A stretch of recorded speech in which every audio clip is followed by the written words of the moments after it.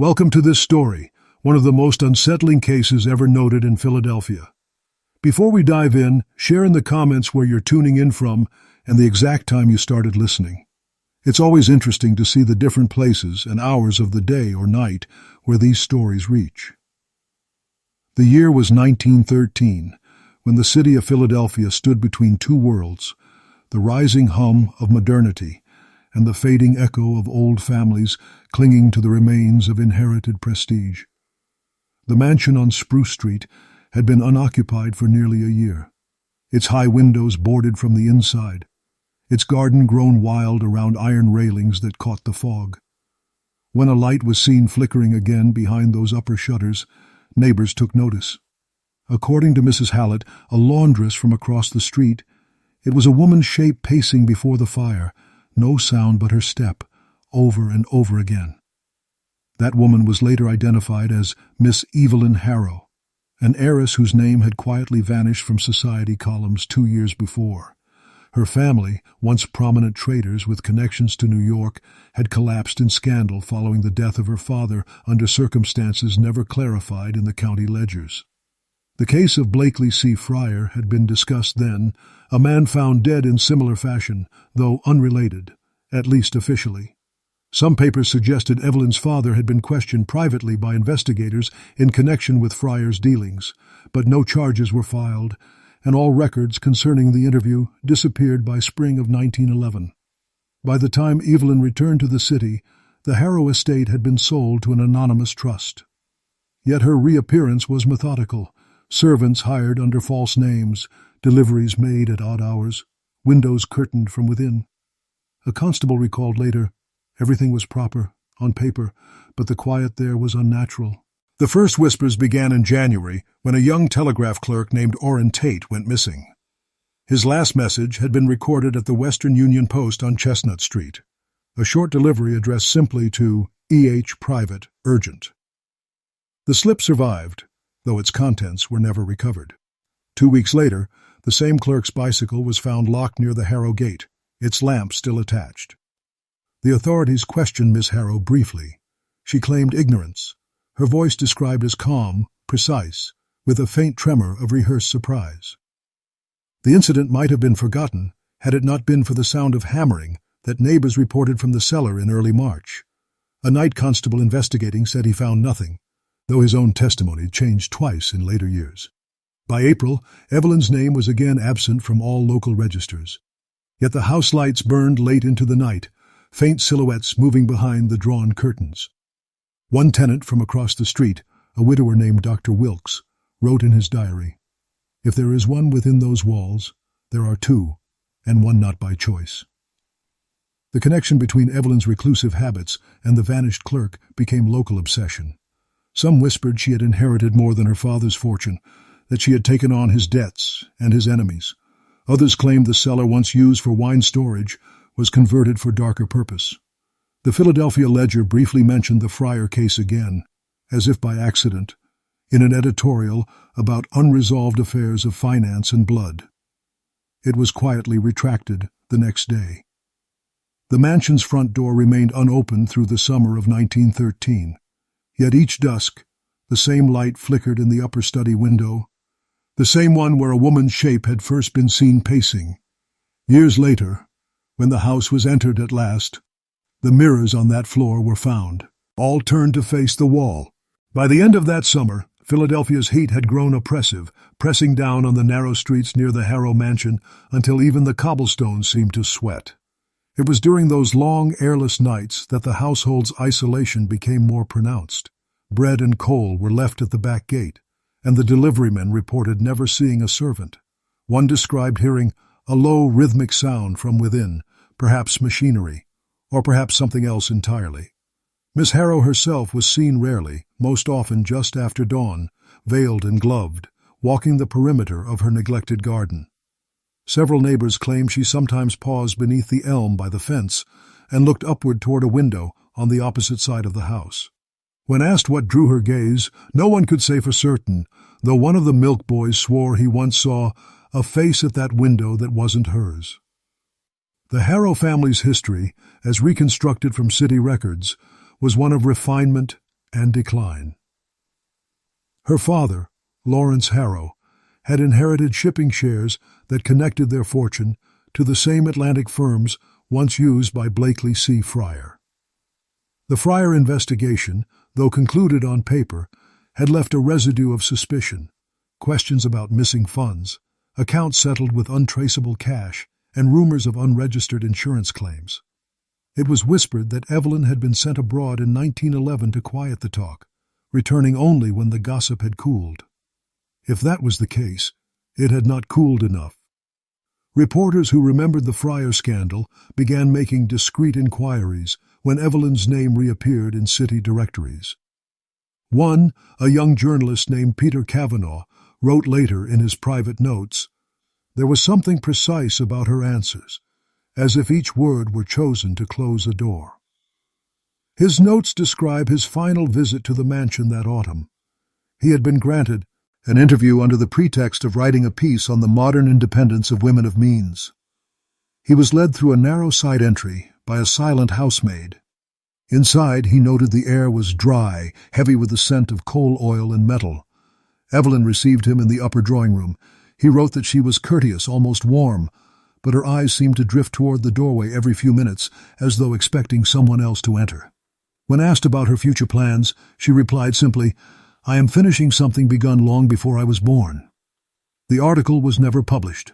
Cavanaugh left the paper in December, and within weeks his boarding room was found empty, his trunk undisturbed, his rent unpaid. His editor assumed he had left for New York, but no ticket or letter was ever traced. Decades later, among the remaining archives of the Philadelphia Police Department, a note appears. Cavanaugh, connection to Harrow file, similar timeline to Fryer disappearance. The writing fades out mid-sentence. The pattern was too familiar. First an unseen light, then a missing man, then silence. Some local clergy began to call the house cursed, though others avoided the topic entirely. The neighbors shut their curtains earlier that winter. The milk boy refused his route. The postman left mail in a sack at the gate and would not cross the path. In February 1914, an anonymous tip reached the constable's office, reporting sounds of weeping, sometimes laughter, from the mansion during storms. Officers visited and claimed to find the house in order. Evelyn Harrow stood at the door, calm and pale, offering them tea. She signed their ledger politely before they left. Yet one of those officers, retired in 1931, later admitted, "There was something upstairs. We just didn't want to see it." The following week, the upper window was found unlit for the first time. By then, even the local Hildren avoided the street after dusk, and still no one dared knock again. Spring of 1914 brought a hesitant brightness to Philadelphia, yet the Harrow mansion remained shrouded in that same stale gloom. The nearby residents spoke of the air around the property as unnaturally still. Letters arrived for Miss Harrow and vanished without reply. A gardener, who had briefly taken employment on the grounds, described her as polite but absent, like she was thinking through another person's memory. In his statement to a city clerk, he noted that each morning she carried a small ledger bound in cracked leather, which she opened at the same time daily by the window of the east parlor. He said, "She'd run her finger down the page, stop at a name, whisper something, then close it again. The same name, every time. That name has never been identified." The connection to Blakely C. Fryer surfaced once more when a municipal auditor, reviewing forgotten insurance ledgers, found both the Fryer and Harrow accounts closed by the same trustee. The trustee himself had died in 1912, leaving no heirs, and his office papers were lost in a fire on Walnut Street. The discovery reignited whispers among the city's legal circles, though no one dared confront Evelyn directly. It was around this time that a man named Charles Beckett rented a small studio opposite the mansion.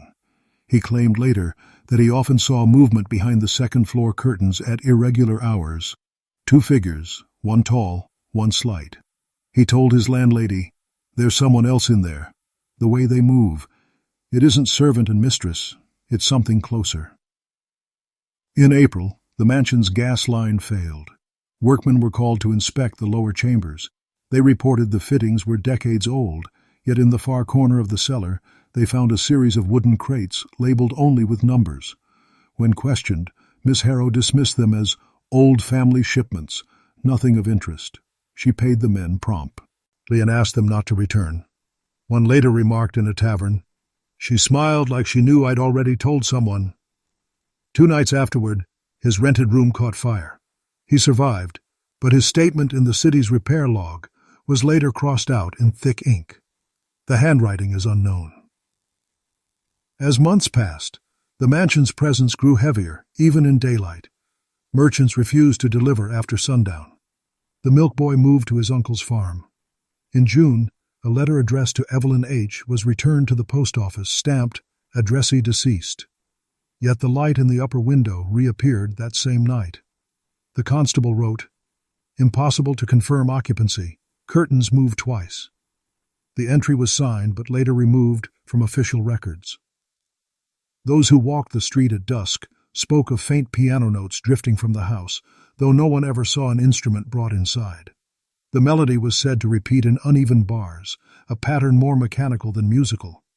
One night, Beckett, from his window, saw the silhouette of a man standing behind her in the lamplight, motionless, almost blurred. He wrote that he felt seen and not by her. The next morning, he left the city. His room, when cleared, contained a single sketch of the mansion. The upper and lower windows were shaded in graphite. Beneath them, he had written, "Two faces, one looking out, one looking in." By autumn of 1914, the Harrow property had taken on the quality of something half-forgotten yet ever-present. Dust settled on its iron gate, but the lock showed signs of recent use. The surrounding neighborhood, once composed of busy row houses and small shops, grew quieter as families relocated to newer districts. Only a few long-term residents remained, and they spoke in low tones about what they still saw there. One of them, a retired clerk named Thomas Ender, kept a diary later found in his niece's attic. In an entry from September, he wrote, "Every evening at near the same hour, a lantern glows in the upper window, but twice now I have seen the same light flicker in the window below on the opposite wing. 2 lights, alternating, like a signal." When a constable was dispatched to verify, he reported the house unoccupied. Yet in his written note, he added a curious observation. Glass of both windows intact, curtains drawn but breathing inward, as if pulled by air from inside. Such phrasing puzzled his superior, who dismissed it as imagination. Still, within the constable's personal notebook, there remains a sketch. One upper window marked with a small figure, one lower across the building with another. The notation reads simply, "Eyes, both awake." The name Blakely C. Fryer returned again to public notice when an academic at the University of Pennsylvania gave a lecture on unsolved financial disappearances of the previous decade. The case, thought to be closed, was mentioned as an example of the era's unfinished accounting. Among the attendees was a woman using the name Mrs. Eleanor Harcourt, whose description matched Evelyn Harrow in stature and voice. A student present later told police that she had approached the professor afterward to correct a detail about Fryer's business ties. She spoke as if she'd known him personally, he recalled. She even used his Christian name. Her reemergence stirred old speculation. A reporter from the Evening Bulletin attempted to trace her address, only to find the Harrow mansion listed as condemned property since the prior spring. Tax ledgers showed no payments, no owners. When the clerk at City Hall was asked about the inconsistency, he reportedly smiled and said, "There are houses that pay their own silence."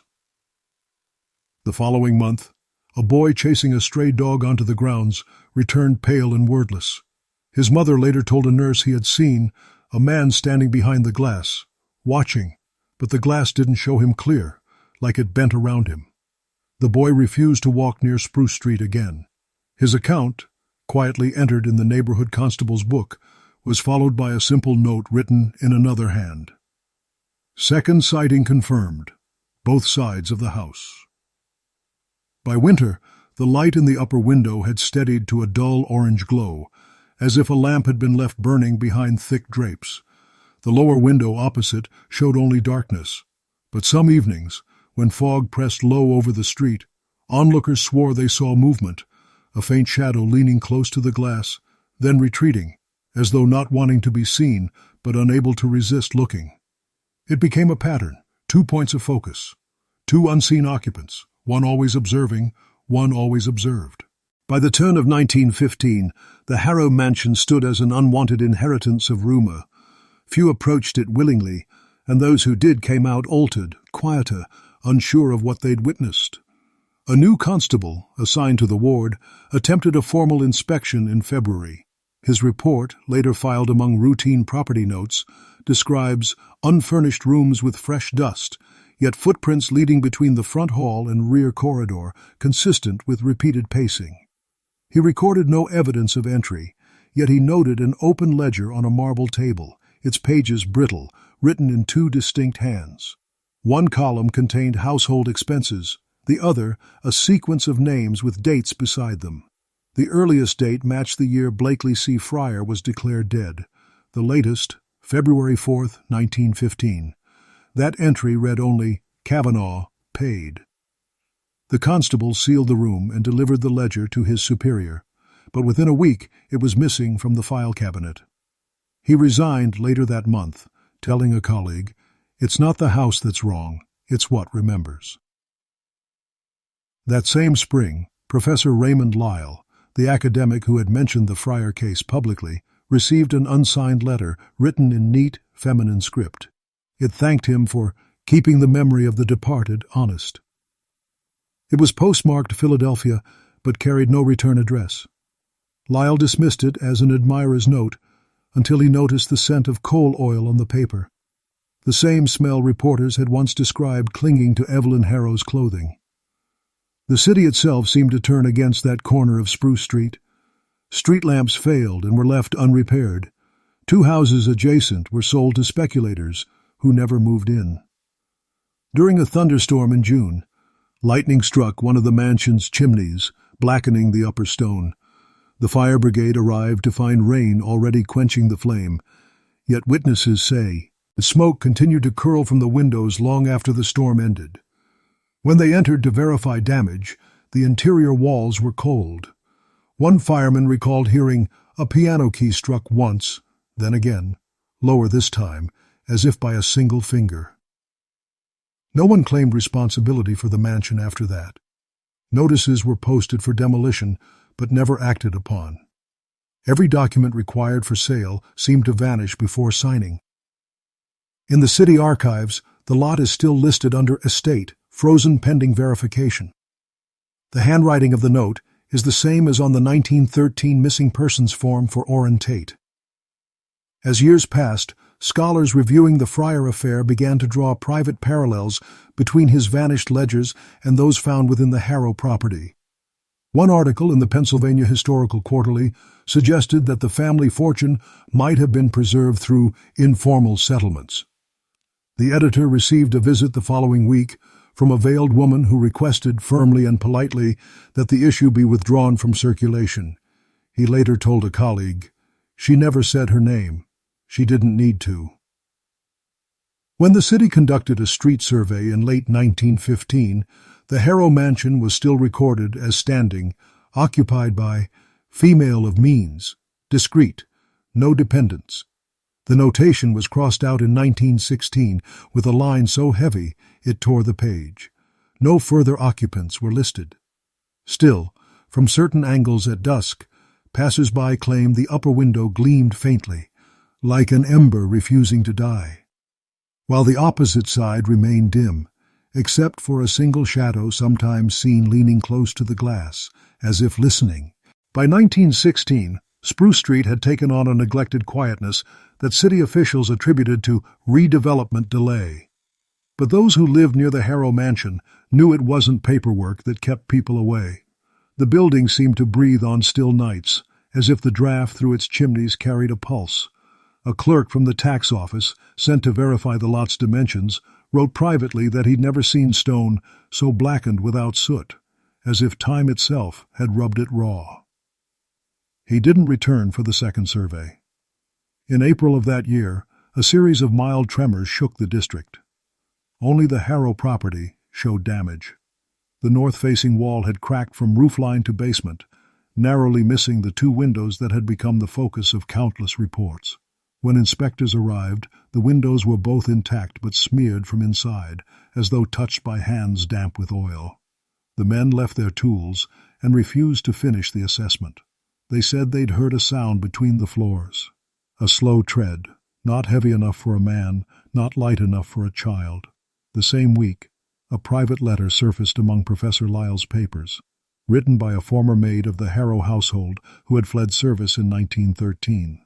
She described her mistress as gentle in voice, cruel in silence, and wrote of a small locked chamber adjoining the lower corridor.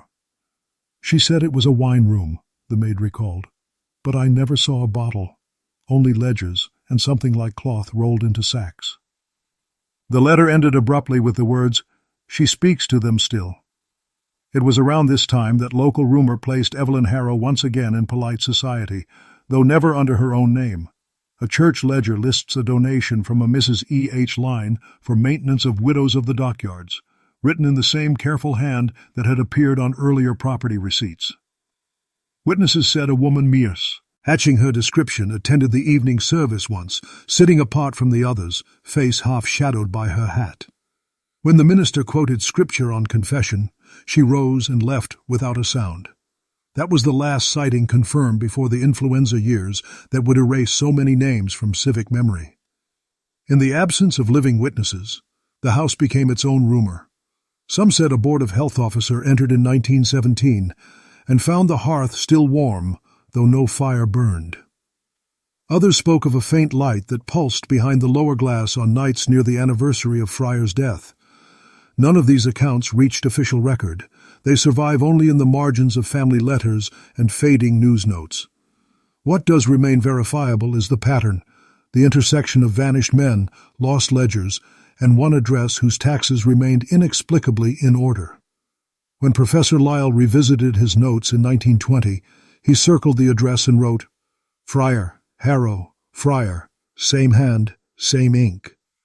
The page ends there, blotted as if by spilled lamp oil. Years later, when the mansion was photographed for a property survey, the negative showed a faint figure at one of the windows. The archivist dismissed it as reflection. Yet those who examined the print closely claimed the outline was doubled. Two silhouettes, one behind the other, one turned slightly away as if watching the first. By 1918, Philadelphia was burdened by the influenza epidemic, and death notices crowded the newspapers. The Harrow mansion escaped official mention during that period, though rumors swirled that the property had been repurposed as an emergency infirmary. No hospital registry confirms this.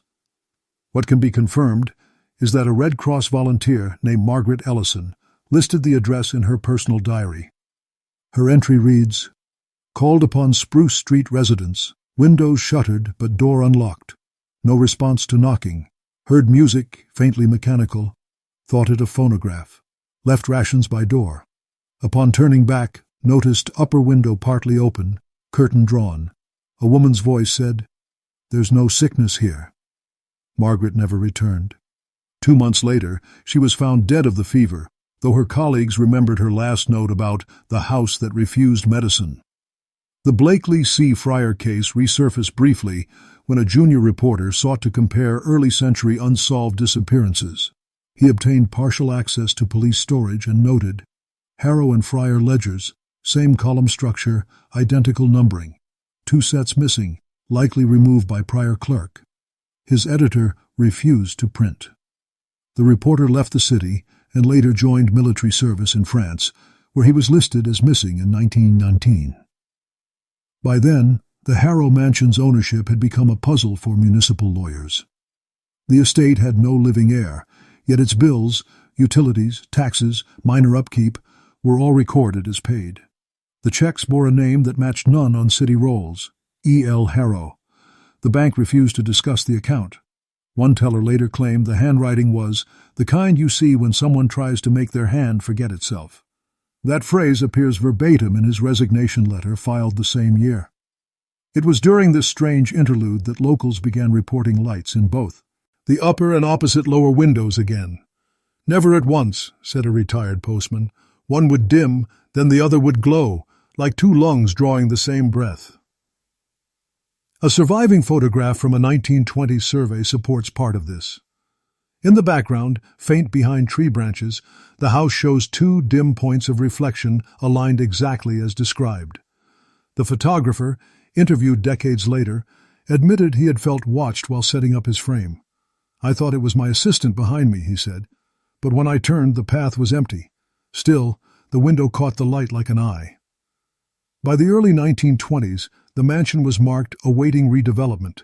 Its doors were chained, yet the padlocks rusted from inside. One workman tasked with clearing debris claimed he heard faint laughter from within, followed by a woman's voice asking, "Do you still keep ledgers and ink?" He fled and refused payment. His foreman called it nerves, though others said he'd seen the same faint figure in the upper glass that had haunted city folklore for years, an elegant shape facing outward while a darker outline leaned inward, watching her from the other side. By 1921, a cold draft seemed to move through the stories of Spruce Street like a memory no one wanted to hold. The Harrow mansion, its paint blistered by weather, stood beyond repair, yet never collapsed. A preservation committee debated its demolition, but the vote was postponed each year without explanation. In the clerk's minutes, a note was penciled beside the address: "Photographic interference, plates fogging." When municipal surveyors tried to document the structure again that spring, their camera glass fractured without cause. The photographer later told a colleague, "It wasn't from pressure, it just split while focused on the lower window." By then, most of the original neighbors were gone, replaced by renters who knew little of the mansion's history. Yet, they too noticed peculiar patterns. One recalled waking at midnight to the sound of distant hammering, though the nearest construction site was half a mile away. Another, a seamstress, swore she saw a woman's silhouette illuminated by lamplight, her posture rigid, hands folded before her chest, as if at prayer. Behind her, she claimed, a darker shape moved. He leaned closer, as though whispering, she said. Then both were gone. The Blakely C. Fryer reference returned briefly to scholarly circles that year, when a historian published a paper on financial irregularities tied to early 20th century shipping interests. Among the cases cited was an unnamed heiress who had withdrawn in the shadow of moral collapse. Those who knew Philadelphia recognized the allusion immediately. Copies of the journal vanished from local libraries within a month, replaced by a reprinted version omitting the paragraph entirely. A footnote appeared later in the author's estate papers. Correction requested by party claiming familial relation. Her voice sounded young. In August, city officials sealed the mansion once more, citing structural hazard. Still, occasional visitors slipped through. One such account came from a postal trainee who entered on a dare. His recollection, found years later in a written confession, described entering the main hall and finding two mirrors positioned opposite each other. "I saw myself twice," he wrote, "but not at the same angle. One reflection looked at me, the other looked past me." He claimed to have heard slow breathing behind the lower stairwell and fled before confirming its source. The paper of his statement was smudged with soot, as if handled near a lamp flame. In the decades that followed, the Harrow mansion became less a house than a symbol. City children passed stories that the upper and lower windows never reflected the same sky, that one showed day while the other held dusk. Old residents said a woman could still be seen crossing the upper floor in a steady rhythm, the faint movement of fabric visible when fog rolled in from the river. The mansion's name vanished from official directories after 1924, replaced by a blank plot number. Yet for those who passed by at the right hour, the building seemed untouched by time. Two windows, one above, one across, faintly alive with a rhythm only they shared. By 1925, Philadelphia was modernizing at a pace that buried its older ghosts under concrete and light, yet the Harrow mansion persisted like a misprinted page the city could not erase. Streetcars rattled past, avoiding the curb nearest its gate. New electric lamps illuminated the block, but their glow never seemed to reach its facade. When questioned, the maintenance crew said the wires shorted only when pointed toward that property. "We've replaced the bulbs 3 times, one electrician told the Evening Bulletin.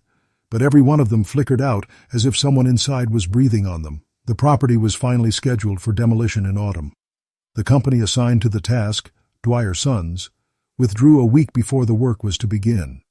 Their letter of refusal stated only, "Contract voided, site occupied." The foreman later admitted to entering the house for a preliminary inspection. He described the smell of metal and damp ash, and a noise like slow dripping though no water ran. He said, "I saw movement at the window across from me, but outside the glass was night. Then I realized I was on the ground floor, and that window didn't face the street. It faced another room." He refused further comment. The city brought in new assessors who found the interior empty, walls stripped of fixtures, yet certain objects remained untouched by dust. On the dining table lay 2 teacups, identical, one filled with dark residue. A city nurse accompanying the team described it as staining like ink, but thicker. The cups were sent for analysis but never returned from the lab. Their case number was later reassigned to unrelated property records. Those who entered afterward claimed to hear footsteps in opposite directions, echoing each other faintly out of sync. The Blakely C. Fryer affair surfaced again through a visiting archivist studying early industrial fraud. Reviewing city property files, he found both the Fryer and Harrow estates listed under the same trust, revoked and reissued every 7 years under differing names. The last renewal bore the signature E. L. Harrow, dated August 1925. Its ink was barely dry. The archivist wrote in the margin of his notes, "Hand appears feminine, but stroke pressure inconsistent, possibly 2 writers sharing 1 pen." In September, 2 surveyors passing the mansion at twilight noticed a glow from the upper window and another, fainter one across the structure. They paused to confirm alignment. The lower light seemed to dim, as if something had moved before it. The taller of the men approached the gate, but stopped when he saw what appeared to be a woman's reflection in the glass, though the window should have shown only the darkened interior. He later told police, "It wasn't her reflection. It was as if she were outside with us, and the window was a picture of somewhere else." The pair left without filing a formal report. Weeks later, that same assessor was transferred out of district for reasons unstated. Only one entry appears in the maintenance ledger for October 1925. Spruce property, 2 lights extinguished, both sides. The handwriting is faint, slanted, and ends midline, as though the writer had been interrupted. By 1926, the Harrow mansion had become an address the post office refused to acknowledge. Mail sent there returned stamped, "Recipient unknown," yet the envelopes themselves were neatly slid open before arriving back at the sender. Those who lived nearby said the house now felt hollow, as if sound itself was swallowed when one spoke near the gate. A retired watchmaker named Elmer Cross rented the adjoining property that year, unaware of its reputation. In his journal, discovered decades later in an estate sale, he wrote that he was drawn to the mansion's architecture, the symmetry, the way the windows faced each other like mirrors. He described hearing faint conversation through the night air. "A woman speaks softly," he noted, "and a man answers from farther off, perhaps through walls. The tone is gentle, but the words are not clear. When the fog is thick, their voices grow sharper, like they know they are being overheard." Cross became obsessed with timing these nocturnal exchanges. Each night he wound his clocks and sat by the window opposite the mansion, recording when he heard them. He observed that the voices alternated exactly every 7 minutes. Sometimes, instead of a reply, there was a long pause, followed by the sound of something moving, wood against stone. One night in March, he claimed the interval shortened to 3 minutes, ending with what he described as a cry not of pain but surprise. He wrote, "It felt like something had crossed a distance too far to be crossed." The Blakely C. Fryer name resurfaced one last time when a shipping ledger from 1909 was rediscovered in the archives of a bankrupt law firm. Within its margins, written in faint graphite, appeared the words, "Settled through Harrow." Historians debated the meaning, suggesting it referred to an intermediary, though none could explain why it appeared in Fryer's own handwriting. A researcher froze, and the University of Pennsylvania examined the document and remarked that the pencil lines were darker near the end, as if pressed by another hand guiding his. The note was quietly removed from display after that observation. By summer, Cross's entries grew shorter. He began describing dreams in which the two voices spoke clearly, the woman counting softly backward from 7, the man answering with yes or no in alternation. On July 19th, he ended his final entry with, "They've moved closer. The man is not in the house anymore." Neighbors reported that same week the mansion's front door, locked for years, was found standing open. Inside, nothing had changed except the 2 teacups, now positioned on the stair landing halfway between the 2 windows. The residue had vanished. 1 cup bore a faint fingerprint pressed into the glaze, unmistakably human, but too blurred to trace. After that summer, Cross disappeared from records. His room contained only his notebooks. His watches all stopped at exactly the same minute, 3:07. The mansion remained sealed through the decade's end, yet some who passed still claimed to hear quiet conversation on windless nights, the soft voice of a woman, and the answering murmur of a man, always 7 minutes apart, as though time itself in that house still remembered how to keep them separated. By the winter of 1927, the Harrow mansion had become less a structure and more a superstition, an address whispered to test courage. The city assessed its value at nearly nothing, but each attempt to sell it collapsed when prospective buyers entered. The realty clerk recorded 3 separate withdrawals with identical reasons: unfit atmosphere. It was around this time that archivists revisiting unsolved property cases again stumbled upon the connection to Blakely C. Fryer. Among old financial ledgers, they discovered the same trustee's name recurring: H.M. Derwent, handling both Fryer's accounts and the transfer of the Harrow estate in 1910. Derwent himself had been declared missing that same year after a train derailment near Reading. A pocket watch recovered from the wreck bore initials E.H. engraved inside the cover, its hands frozen at 7 minutes past 3. The object was archived, but went missing shortly thereafter.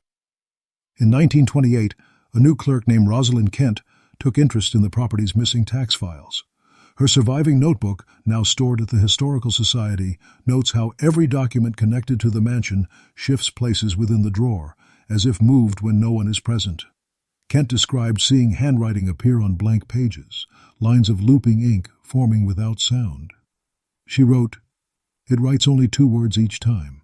Look back." Her supervisors dismissed her account as exhaustion. She resigned quietly 2 months later, but kept a personal copy of 1 page from the Harrow ledger she had transcribed. On it were 2 columns of names, those of vanished clerks, workmen, and errand boys spanning over a decade. The final line had no date, only her own initials partially scrawled before the ink trailed off. The Harrow mansion itself remained sealed, yet its windows continued to draw curiosity. Local children dared one another to count to 7 while staring at the upper window after dusk.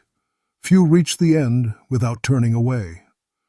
A constable assigned to deter trespassers claimed he once saw movement behind both panes simultaneously. "Not reflection," he told his captain. "Parallel." The report was never filed. By early 1929, heavy rains undermined part of the foundation, exposing a hollow chamber beneath the rear corridor. A brief inspection revealed nothing more than rotted beams and collapsed earth, though one laborer swore he saw the corner of a wooden crate, still intact, marked with the same numbered stencils first mentioned in 1914. The foreman ordered the hole filled at once, calling it unsafe. 2 days later, he left town with no forwarding address. The construction company closed within a year. That spring, university students researching folklore collected testimonies from elderly residents of the district. One elderly woman repeated a phrase she remembered her mother saying whenever the fog rolled in: "When the lights cross, count to 7 and don't look away." The phrase was dismissed as superstition until a student recorded a photograph of the mansion during twilight. The image showed both the upper and lower windows, faintly glowing despite no known electricity supply. The negative was later reviewed and found to contain an additional detail, a blurred figure between them, positioned as if turning from one window toward the other. By 1930, the Harrow mansion was fenced off entirely, condemned by order of the city's structural board, yet the structure refused to decay. The ivy still clung in perfect lines along the stone, and the windows, though dusty, remained unbroken. A notice affixed to the gate declared it unsafe, but signatures beneath were curiously inconsistent, as if written by more than one hand sharing the same hesitation. That summer, an architectural photographer named Stephen Hale was granted permission to document the site for a university archive. His surviving notes are brief, almost clinical. "Light poor," he wrote, "glass clouded from interior, exposure irregular." But his final remark chills the reader. In Plate 3, two shadows appear on opposite wings of the building, one stationary, the other in motion. The second has turned toward me. The negatives Hale produced were later found fogged beyond recovery, yet the glass plates bore faint outlines that matched his description. He fell ill within weeks and refused further commissions. To a colleague he confided, "It's not the house that frightened me, it's that something inside wanted to be recorded accurately." The Blakely C. Fryer affair re-emerged in 1931 when a retired solicitor gave an interview about unsettled trusts and their spectral beneficiaries. He cited the Harrow case indirectly, calling it a ledger that would not close. When asked what he meant, he replied, "Accounts exist only while both parties remain." He died 2 months later, leaving no papers except a business card embossed with the initials E.H., wrapped around an old railway ticket to Reading, the route where Derwent's watch had been found. The property's demolition order resurfaced that same year, and workers finally began dismantling the upper floors. They reported that the rooms seemed preserved under the dust, furniture upright, curtains brittle but intact. A carpenter opening a sealed closet found a woman's hat, early Edwardian style, perfectly preserved, except for one side scorched black. Inside the crown was stitched the name E. Harrow. As the crew continued, one laborer struck an unseen hollow beneath the floorboards. They uncovered a small iron-bound chest, empty except for a dried rose pressed within a folded sheet of parchment. On it, written faintly in fading ink, were 2 signatures, Evelyn Harrow, and beneath it, Blakely C. Fryer. The handwriting matched perfectly. The foreman took the document to his office for safekeeping, but when the chest was examined later, the parchment had disappeared. Within days, demolition halted. A city notice declared the site unstable after an unexpected subsidence swallowed part of the lower wall. No one was injured, yet 2 men swore they saw figures through the settling dust.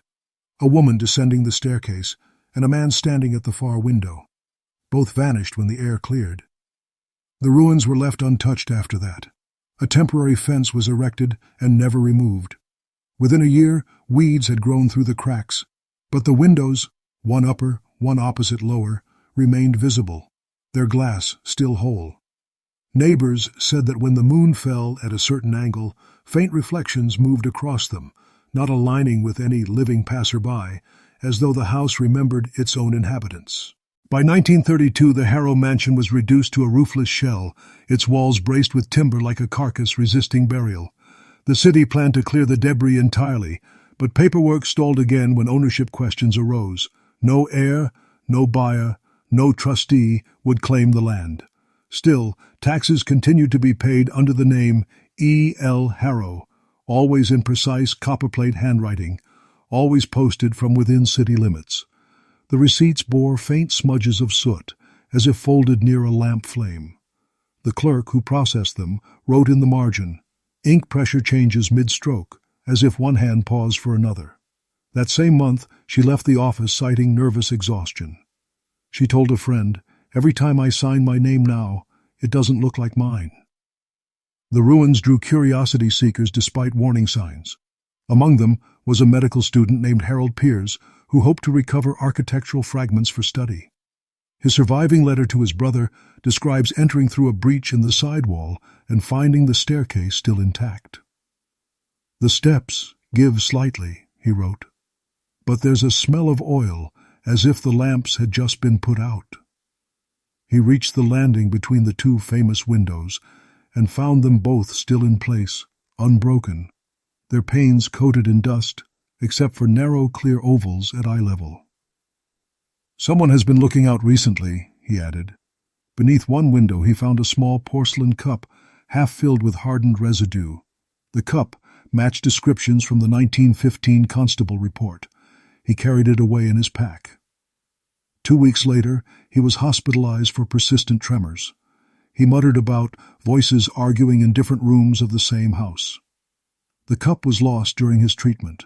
Hospital staff later recalled the odor of lamp oil whenever he spoke. The Blakely C. Fryer name surfaced once more when a scholar of maritime trade reviewed shipping Archie, Vez for unclaimed estates. She noted that Fryer's final recorded transaction in 1910 listed an unidentified female signatory authorized to act in dual capacity. She underlined the phrase and wrote, "Harrow," beside it.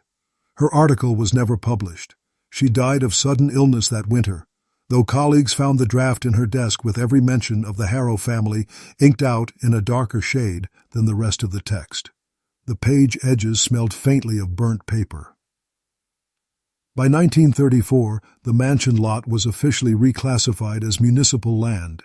Yet surveyors measuring the boundary remarked that their compasses drifted when aligned toward the remaining wall. One described a metallic hum rising from the ground, lasting exactly 7 seconds. Another said he glimpsed reflection from the unglazed windows, as if someone inside struck a match. They finished before dusk, refusing to return for verification. The following spring, a heavy storm swept through the district, toppling the final standing wall. Witnesses claimed that as it fell, light flared simultaneously in 2 separate windows that no longer existed, one high, one low, before the debris settled into silence. Afterward, people avoided that side of Spruce Street altogether, crossing to the opposite pavement without realizing they'd done so. And still, on certain humid nights, the faint smell of lamp oil drifts through the air, lingering long after the wind should have carried it away. By 1935, the Harrow property had been cleared to its foundation stones, yet even bare ground could not quiet what lingered there. The construction company that purchased the lot intended to raise an apartment building, but their surveyors found the soil unstable, pockets of soft clay where solid footing should have been. When the first spade struck, the foreman reported the unmistakable scent of kerosene rising from below. They abandoned work for 2 days, waiting for the fumes to dissipate, but the odor persisted without visible source. Beneath one corner of the foundation, workers uncovered a layer of brick that didn't match the rest of the structure. Embedded between them were shards of porcelain and a fragment of burned paper bearing the faint outline of handwriting. Only 3 legible letters remained, E.H. The fragment was sent to City Hall but disappeared in transit. One clerk noted the envelope returned empty, yet resealed as if freshly posted. The signature on the delivery slip matched the foreman's, though he swore he'd never signed it. By then, the Blakely C. Fryer case had slipped into the realm of legend among Philadelphia's older families. Professors of local history treated it as allegory, a symbol of financial hubris and moral decay. But one archivist, revisiting shipping manifests, observed that Fryer's final cargo was never accounted for, listed as domestic materials. He traced the warehouse record to an address adjoining the Harrow estate. In a private memo he wrote, "One ledger, 2 beneficiaries, mirrored debts." The note ends abruptly with the phrase, "They balanced each other too well." In the city's unofficial circles, this coincidence was whispered as the reason no redevelopment could settle the land. The accounts between Fryer and Harrow were never closed, and perhaps never could be. During that same year, a night watchman employed to guard the vacant lot began keeping a journal. He wrote of hearing light footfalls on gravel when no one passed, and a woman's voice humming what he called a counting tune. At first he believed it came from memory, some echo of imagination. Then one night, he timed it and found each repetition lasted exactly 7 minutes. He wrote, "She counts, and he answers in silence." His final entry, dated October 14th, reads only, "2 lights again, not reflections. 1 in the air, 1 in the earth." He failed to report for duty after that night. The next watchman refused assignment and claimed the man's timesheet had already been signed for the remainder of the month, the signature perfectly imitating his own handwriting, though the ink had dried long before the date recorded. By 1936, construction rights reverted to the city once more. The lot was listed as open space, yet no park or structure was ever built. Weeds grew knee-high around the boundary, and the faint outline of the old foundation remained visible after rain. Travelers passing that way at dusk sometimes spoke of light shimmering against puddles where no lamp stood, 2 points moving in slow alternation, rising and fading like a breath drawn between 2 windows that were no longer there. By 1937, Philadelphia's council sought to erase the Heiress site from civic memory altogether, merging its parcel number into a neighboring block. The paperwork passed smoothly until a clerk discovered that the form already carried a signature in the approval line, dated 7 days prior to its printing. The signature once again read E. L. Harrow. The document was filed anyway, but every copy made afterward developed the same faint dark stain across the bottom margin, a shape that many described as resembling an old teacup ring. In a different department, a junior typist assigned to rewrite surviving reports began to experience what she called mirror-after images. She wrote in her journal, "When I type the name Harrow, I see my reflection in the window behind me, moving slightly later than I do." The journal ends mid-sentence, in an entry dated November 7th of that year. Her desk remained locked, key missing, though her final carbon sheet contained faintly indented letters spelling, "Look back." The Blakely C. Fryer investigation reached its last documented mention when a historian attempted to include it in a compendium of regional unsolved crimes. His typeset galleys were lost in a warehouse fire, though the insurance report recorded that only one shelf had burned. The surviving section listed Fryer and Harrow side by side, followed by a handwritten addition, "Case inseparable." The note, according to the printer, had not been written by anyone on staff. He said the ink looked older than the page itself.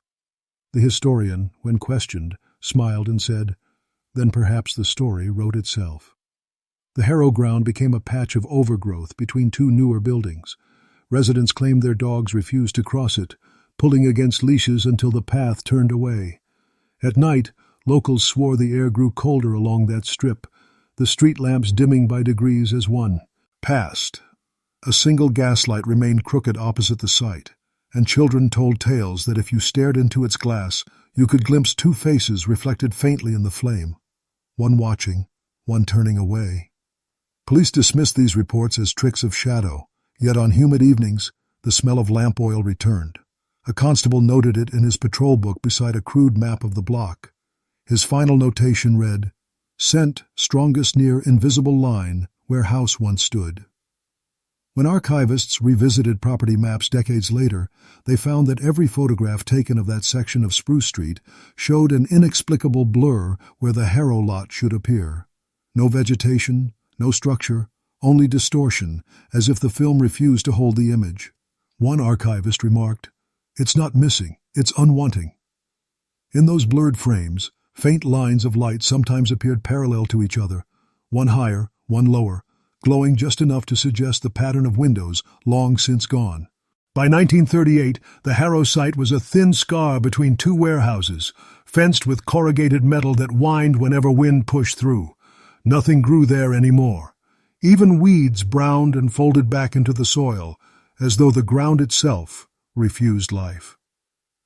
A night porter from a nearby freight depot began complaining of faint voices drifting from that direction. He said they weren't whispers exactly, but conversations cut from something longer. He recorded times in his ledger, always 7 minutes apart. His supervisor dismissed it until the man failed to report for his shift. His cap and lamp were later found at the fence line, the lamp still burning. The flame was steady despite strong wind, its fuel reservoir empty. The foreman covered the incident by striking the entry from the records. The Blakely C. Fryer matter appeared one final time that year in an inventory of uncollected insurance settlements. The company clerk reviewing the files found Fryer's name linked again to a trust closed under dual account. He traced the witness signature and realized it matched that of a handwriting sample used decades earlier by Evelyn Harrow. The discovery unsettled him enough to write a personal letter to his cousin describing the coincidence, adding, "It feels as if some agreement continues beyond the grave, like interest compounded in silence." He mailed it at dusk. The envelope was returned unopened 3 days later, its seal unbroken yet interior blank, as though the paper had been replaced by light. A short article appeared in the Philadelphia Evening Ledger that autumn about the vanishing lot of Spruce Street, an anonymous submission likely from a city official.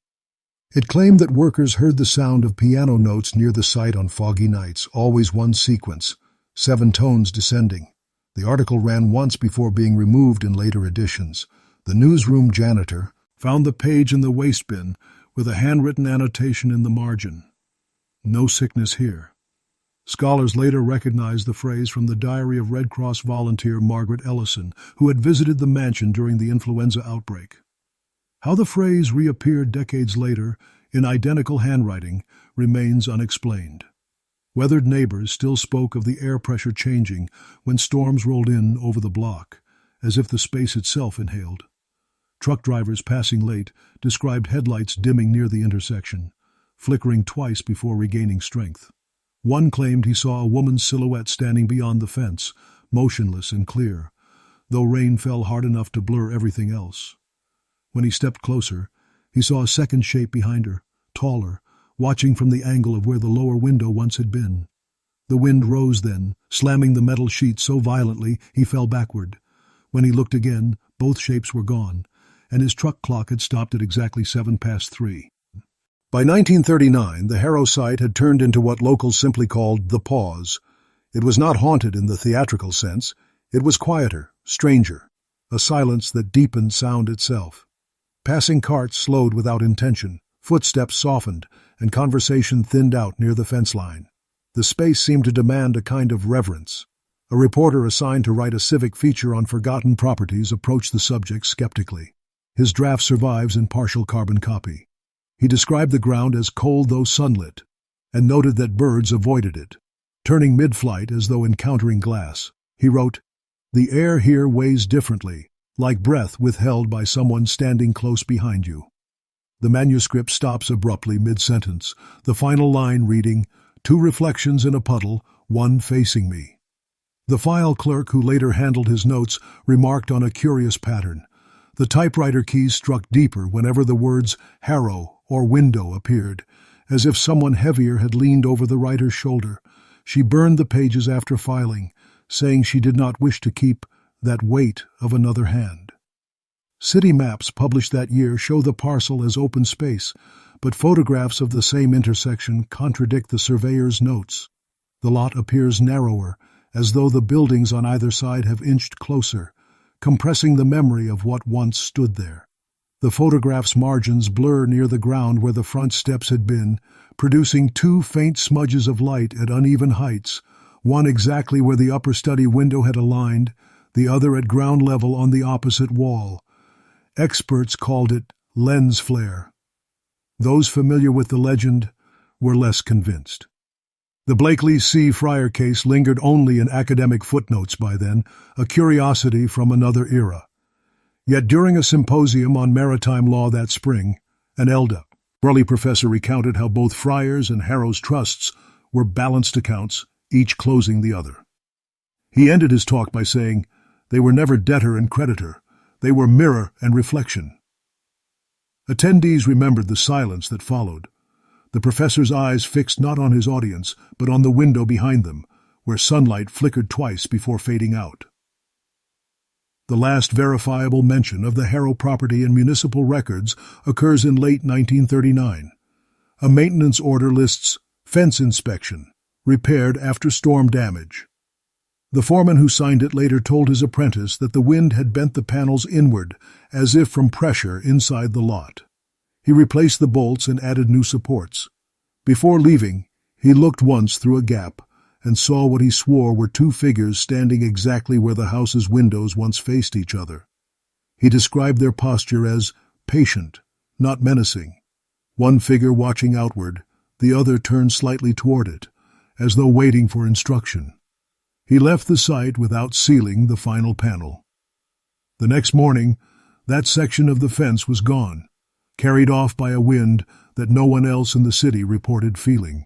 By 1940, the Harrow ground had been reduced to an uneven stretch of earth between warehouses, its boundaries marked only by a line of cracked cobblestone. The city no longer acknowledged it as separate property, yet anyone who worked nearby knew precisely where it began. Truck drivers called it the Quiet Patch because their engines faltered whenever they idled there.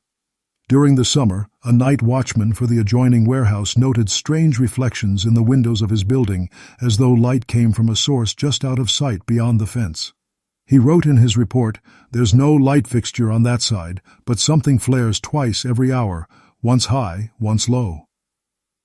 The pattern persisted through July and stopped abruptly on August 7th, the anniversary of Evelyn Harrow's recorded disappearance. The Blakely C. Fryer name reappeared for the final time in 1940's Business Digest when a dormant account under his estate was closed due to inactivity. The amount withdrawn matched precisely the combined value of the Harrow estate's last recorded taxes. The signature on the closure order was illegible, but ended with the same curving flourish found on Evelyn's surviving letters. The bank clerk handling the file resigned afterward, saying only, "The ink looked wet, though the page was cold." No new structures were ever built on the Harrow ground. By mid-century, the area had become a delivery lot, though workers continued to report misplaced tools and clocks running 7 minutes slow.